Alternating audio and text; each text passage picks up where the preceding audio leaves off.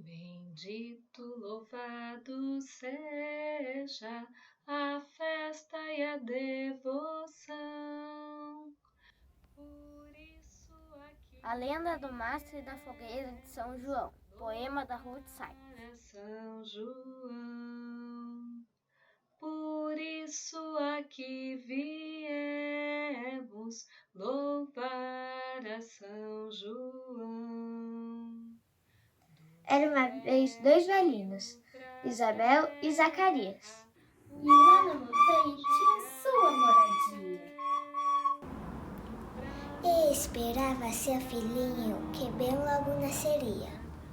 E às palavras do anjo o casal obedecia, Dando o nome de João ao filhinho que viria. Todo o povo se espantava. E quem não se espantaria? Pois João não era nome que uma pessoa usaria. Não era nome, era grau, de alta sabedoria. E eis que, naqueles tempos, a Santa Virgem Maria Foi visitar na montanha Isabel e Zacarias. Bendita és tu, ó minha prima, Isabel já lhe dizia.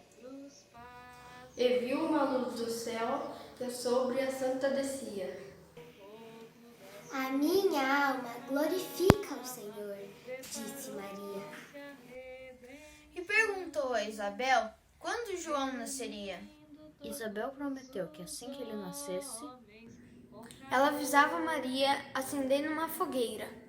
De luz forte, como o dia lá do alto da montanha. e ao lado da fogueira um mastro levantaria. Por isso é que desde então nós temos mastro e fogueira nas noites de São João. Louvado seja a festa e a devoção. Por isso aqui viemos louvar a São João.